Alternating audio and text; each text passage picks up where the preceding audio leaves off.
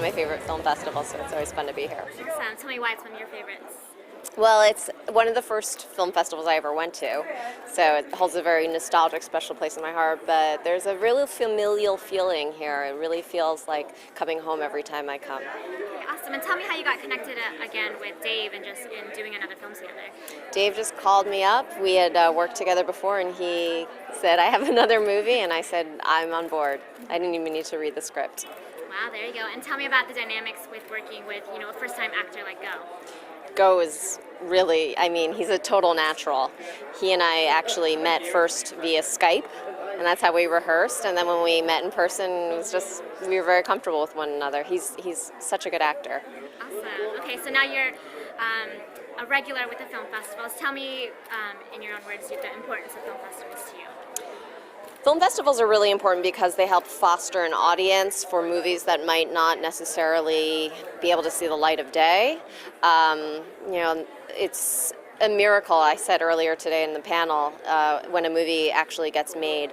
And so a lot of movies don't get to find an audience, so film festivals are really important to connect them, and that's the key. What's the point of making a film if nobody sees it? Oh, awesome. And so now Surrogate is finally showing tonight. So yes. Tell me, how do you hope that the audience will receive it? Well, I hope they really like it because we really had fun making it, and it's going to be out on video on demand November 1st, and then on DVD and streaming and anywhere you want to be able to see it. Everyone will be able to watch it from the comfort of their home. Congratulations, guys, for another film here at the San Diego Asian Film Festival. Dave, to start with you, did you expect at all that you'd be having another award-winning film here? No. Yeah, you never know once you finish a movie if you're ever going to get to make one again, so it's always good to enjoy it while it lasts. Awesome. How do you feel about being in San Diego again? I love San Diego. Anything else about the film festival in particular? Well said. There's just so many good movies playing, and I had lunch at Sunside Grill down the street today, and it was incredible. I love it here. Awesome. So as another filmmaker here at SDAFF, tell me how you feel about other filmmakers and other films, and why you're excited to see others. Well, I love other filmmakers and other films. It's always more interesting to watch somebody else's film than watch your own. So in that spirit, I usually like watching other people's movies at film festivals. Boy, I'm really bombing this. You're good. You're totally good. Chad, tell me how your experience with the film and just connecting with the rest of the cast and crew. It was outstanding. We had fun making it. I think the great part is reliving it with the interviews and kind of like remembering some of the the highlights of the film itself. I think it was kind of a bonding experience, at least for me, to get to know these guys, and it was fun working with them. So yeah. Awesome, very cool. And now, Go, I really am interested that you play yourself in this film. Yeah. Was it weird that you had to play yourself, or instead of being on camera, what was the Sure. tension? Yeah, it was a little weird, but it's kind of like, I guess the analogy would be like Larry David. He plays a version of himself. So yeah, it's kind of a mishmash between me and Dave. Okay, and tell me a little bit about how your guys' relationship started and how you feel about that.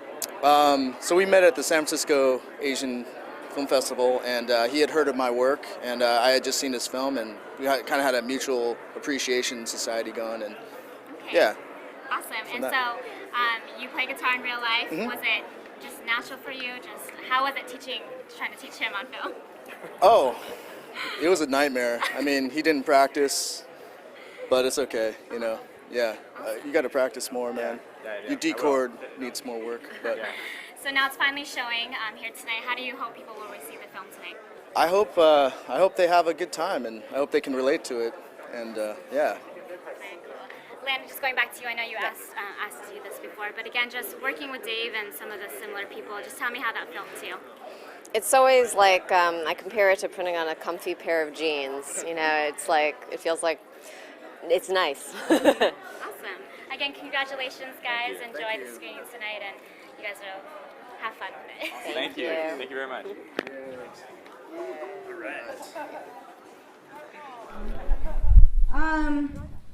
Congratulations on winning Grand Jury Award last night.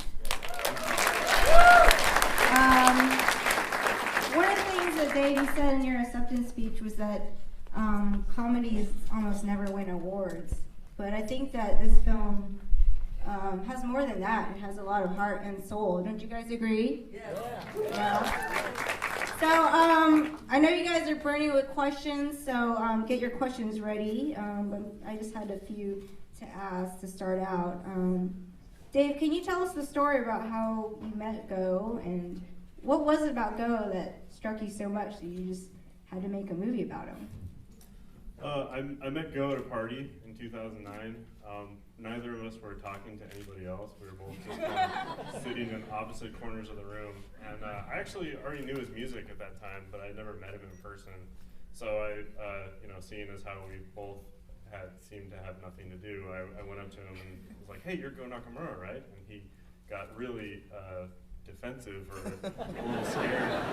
He's like, "How do you know my name, man?" And I said, "No, I've heard your music." And he said, "Yeah, where?" And I was trying to think, I think I read about it on a blog. "Yeah, what blog did you read about it on?" And anyway, things got a little better from there. And then over the next 6 months, he was touring with his latest album, and I was touring with my last film called White on Rice that played here that year in 2009. And we just kept running into each other all over the place. And there was just something about him that even though he'd never acted before, I thought that he could carry a movie by himself. And so I kind of started thinking up some ideas for this film, and then we ended up writing the script together. Was anyone else here 2 years ago when we played White on Rice? Raise your hand. Okay. Can you tell us about what was different about making this film versus White on Rice?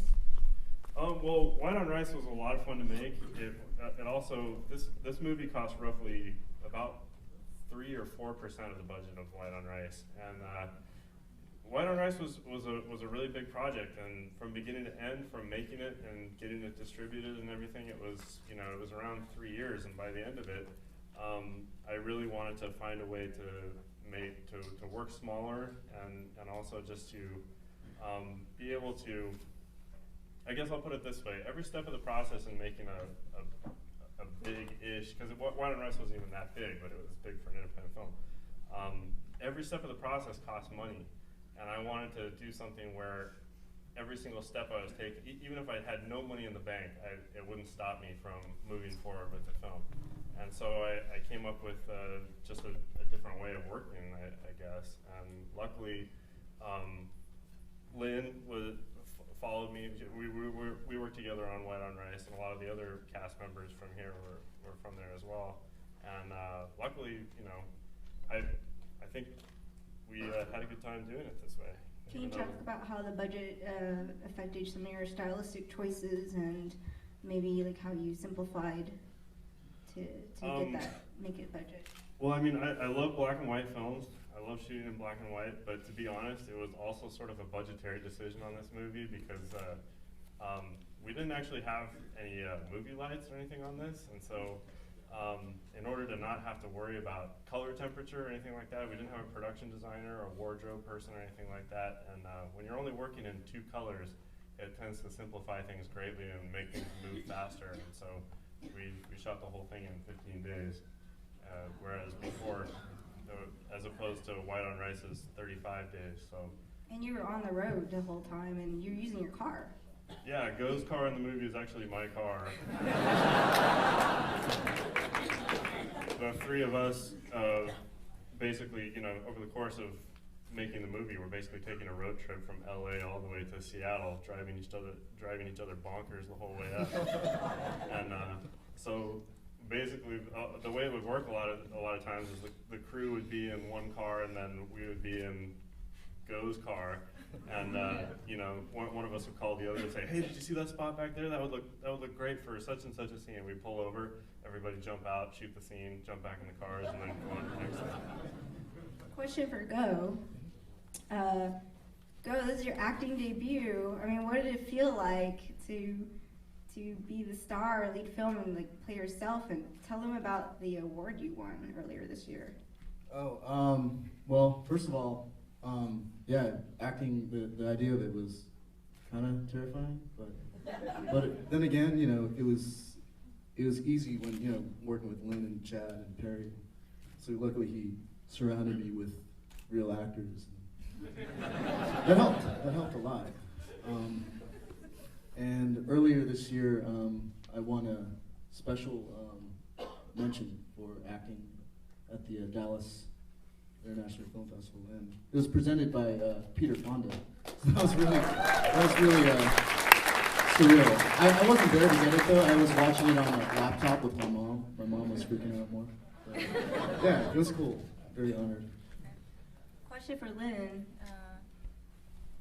Lynn, this is the second project you worked on with Dave. What is it like working on his movies, and is it refreshing to get this kind of role compared to maybe other roles that you typically audition for? And yeah, this was my second project with Dave as a director. I've since worked with him on 4 total. One where he was an actor with me on an upcoming movie, and then we just finished the sequel to this. Did I just give a spoiler alert? No, that's fine. Okay. So, the first time I had worked with him, I didn't know him at all, and I didn't really know what to expect, and we were shooting White on Rice on location in Salt Lake City, and I just knew right away just how talented he was. I mean, he was a lot younger than me, and I didn't know what to expect from this kid, but he really brought it and showed just how talented he was, that when he approached me to do this, I didn't even need to read the script. I already knew I wanted to do it. He's also very different when he's acting on set than when he's directing, I have to say.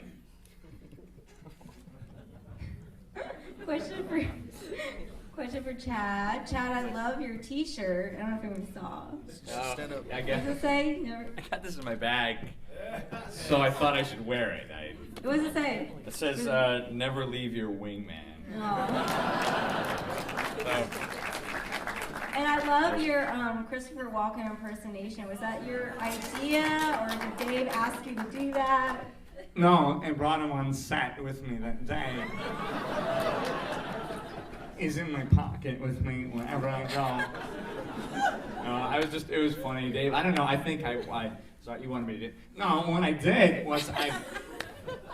was we were trying to make it more, deep. And so what I did was I thought, where would I go? What actor would really bring out the color in the scene? And so that's why. I don't know. I was just trying to, I don't know what I was doing. I think I was just trying to be silly and funny, and Dave thought it was funny too, and so we just kind of went with it. You all did a really great job, and my last question for the audience was, you not only, you casted some professional actors, but you also cast some non-actors completely, besides Go. Tell me about the gun guy in Seattle, and how did you find him?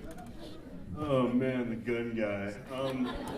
Well, actually, when I was working on White on Rice, I had to go up to Seattle to go up to a film lab up there. So my cinematographer, Bill Otto, and I took a trip up there, and we stayed with his old bandmate, who's Dan Bjornson, who actually has some San Diego ties, I believe. But and they were in a band together about 20 years ago called the Skid Marks.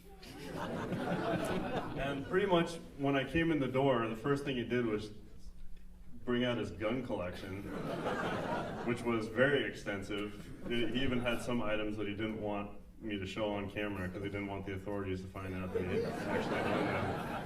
And then he got out a guitar and just started playing this really pornish music. And once I regained consciousness, I thought, wow, I gotta get this guy in a movie. And so to be totally honest, story-wise, the only reason Go goes up to Seattle was so that we'd have an excuse to take a trip up to Seattle and shoot a scene with that guy.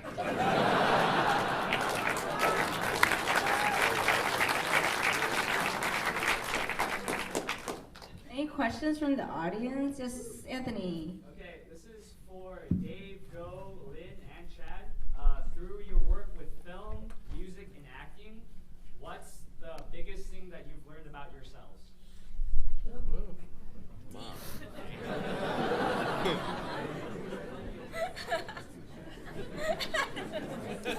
Why am I starting? It's something I learned with this film was that you don't need a big budget in order to make something very quality and to have it be fulfilling to create. That's really good. Oh, thank you. Okay, thank you very much.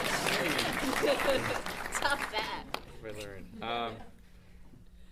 I think, I guess reflecting on this film, because since we're talking about it, I think that what I learned is that trust who you are and trust who you're working with, because if you do, the people that you work with in anything, if you give 100%, like Dave and Go and Lynn, I didn't know those people, and but it just, I think what we had in with this film, and what I learned from this film, is that you get people, you give to what you have, and if you give 100% with what you have, you'll find that a lot of the things that you're worried about or concerned about, that you have no control over, end up being the best part and the best experience that of the filmmaking process. So, yeah.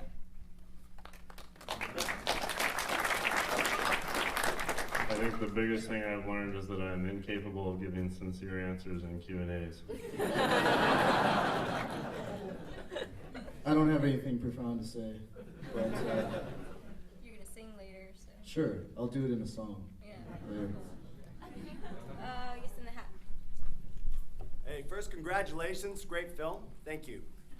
This is a question for all of you, and the first one is, how much improv did you guys do? And one for Chad there.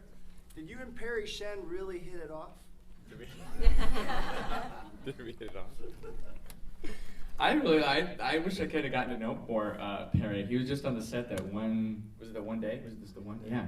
I've met Perry a couple times. He's a really neat guy. I really look forward to what you guys, Yes Sir, We're Open. I really look forward to seeing that. He off the set and stuff, I think we got to know each other just a little bit, but he's just a genuine fun person to work with. And then what was your other question? Improv. Oh, improv. Okay. Yeah. That was amazing, and I think that's been such a great question, because with this, a lot of it was written.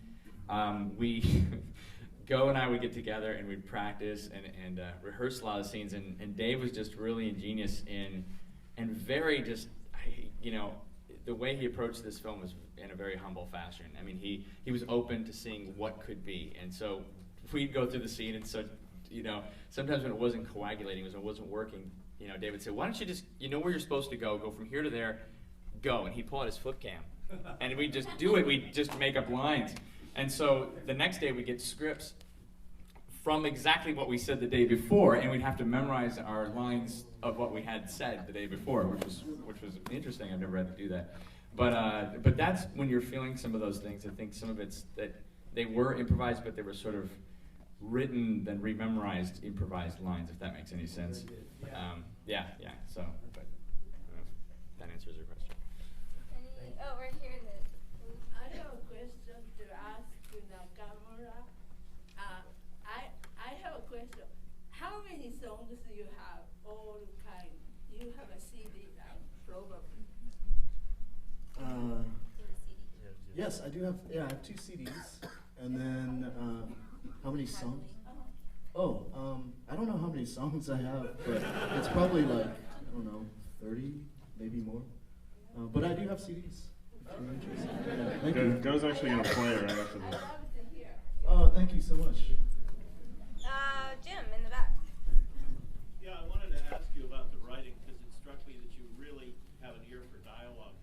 Did that come out the first time between you and Go, or did he contribute a lot to the dialogue himself? Oh, the dialogue, I would credit most of that to Go and to my other co-writer, Joel Clark. I sort of feel that actually writing dialogue is not my strength. It's just coming up with characters and basic scenarios and storylines is more sort of what I consider to be my strong point. I think that Go, since he's a songwriter, just has kind of a natural gift for simple yet very elegant dialogue. And thanks, man. Yeah. No, I really mean it. And so it really was kind of a process of, we wrote a first draft of the script, and then we just kept rewriting and rewriting and rewriting, and even during the shoot we were rewriting and sending everybody new pages every night. And that was kind of that's just the way I like to work now. It's just to always keep keep working. Never dismiss a suggestion because it came from somebody who's not one of the not me or not one of the writers. Like Chad, he's almost like the fourth writer on this movie because of all the great things that he contributed during rehearsals. So. How much of this is the real Go, and how much of this is you? 10% me, 90% Dave. I don't know about that. Usually whoever has the mic gets I'd say it's 90% Go and 10% me. I don't know. We'll just draw the line. Let's say 50-50. 50-50, yeah. Right in the middle there. When do we get to see the sequel? Hey, you want to talk about the sequel? Yeah, well, we only finished shooting it about 3 weeks ago, so next year. We'll be done with it by December or so, and then we're going to be touring with it next year.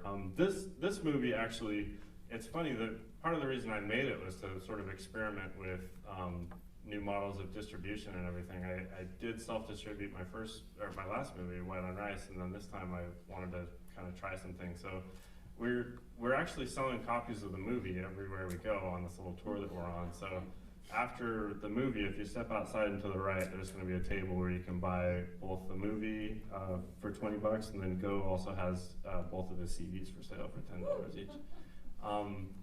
But interestingly enough, even though this was meant to be sort of a self-distribution thing, Warner Brothers picked up the movie for VOD distribution and for cable distribution. So starting November 1st of this year, it's going to be available nationwide on cable on demand. So anybody can watch it on demand or on iTunes.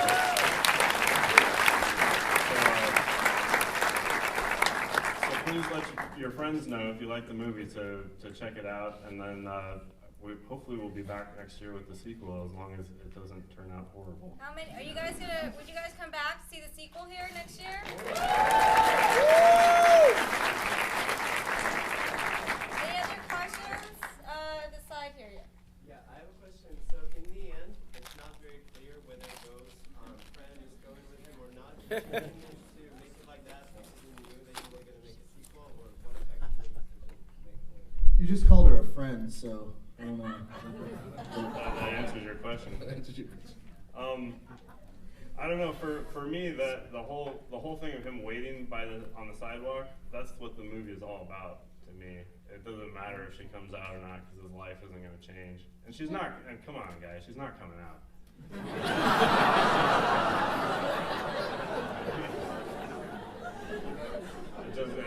I felt like having her. We shot him driving away, but we never shot her coming out of the house because it just felt like it would just be totally false. But the waiting is the story. Yeah. I have a question. Yeah, Matt. Okay, first of all, Go, congratulations for your award in Dallas. Thank you. David, congratulations on winning the Jury Choice Award last night. Thank you.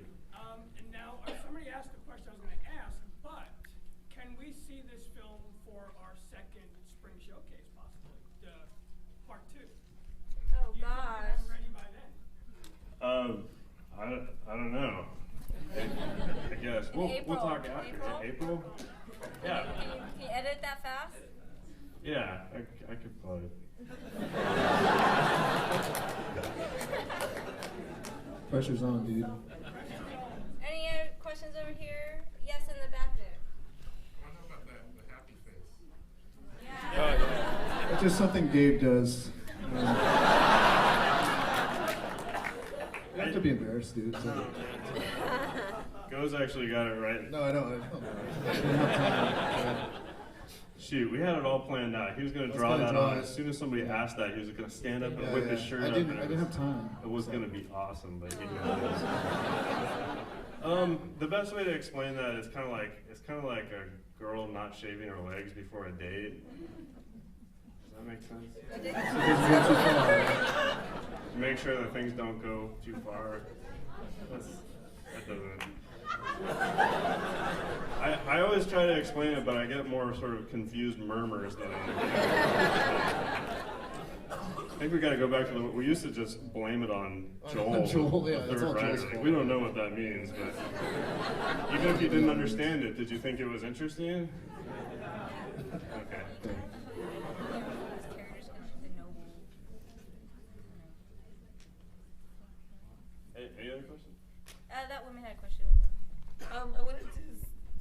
this question to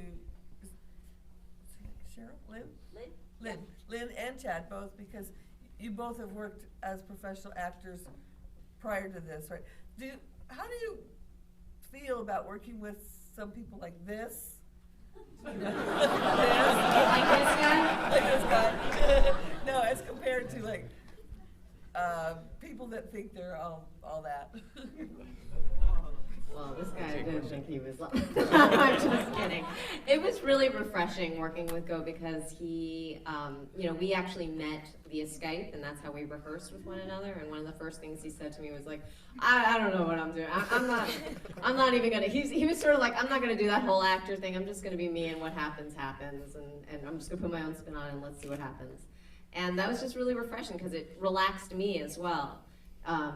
Sometimes when you're on a set with somebody major, like I was in a movie with Samuel L. Jackson where he yells at me and does the Samuel L. Jackson thing, and the entire time I was sitting there I was like, it's Samuel L. Jackson, it's Samuel L. Jackson yelling at he's doing that thing, and I was like totally in my head because I was like, I have a line now. Just like working with somebody who made me that relaxed, it took a lot of pressure off. I think that's what I meant. Okay. I haven't worked with anybody who's all that yet. Go was all that. I was like, wow, Go is all that. Thanks, man. Anybody else? This being an Asian American film festival, it has to come up. I mean, this is a film starring 2 Asian Americans, and never once in the script or in the writing, there was a mention of, these are Asian-heavy cities, San Francisco, LA, even Seattle, but it was never mentioned. It was never acknowledged. But it was refreshing for me too that these are just these are just people. These are characters. And Lynn, you probably run into it more, having worked in the industry, that a character, you're an Asian character getting casted. How did that feel for you watching it, or maybe for the whole crew? Was that intentional, not addressing, these are Asian Americans in this cast? I think something that's refreshing about working with Dave is that he doesn't write with an agenda in mind. He writes for a character, and I think in our everyday lives we don't walk around saying, here I am going to my Asian school and I'm gonna get some Asian food now. So my Asian cup of coffee with my Asian friend. So I just found that really refreshing because, he wrote for who we really are. And I don't, even though being Asian is a huge part of who I am personally, it's not something I think about in my everyday life, and I don't think this was that type of movie. Other Asian guy? Yeah, it wasn't, I don't know, it just was just a story with, there's no identity kind of thing going on, I don't think. Right. For instance, you go to Seattle when your persona gets shot down. I was expecting, here comes that thing of you're not very marketable. I was expecting that, but it turned into this is a Seattle thing. I thought, even though you're getting shot down, I'm thinking, how refreshing. Yeah. Thanks.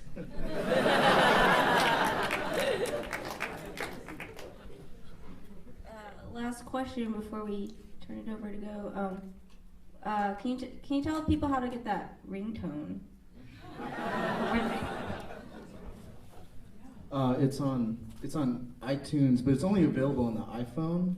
So you have to go into your iPhone and go into the iTunes store and look up Aw Yeah, AWYEAH, and Michael Aki, AKI, is the performer. Dave was gracious enough to donate copies of White on Rice for you guys. So 40 of you, if you look under your seat, have won a copy. So if you got something, then take it to the will call desk near the front door in the lobby.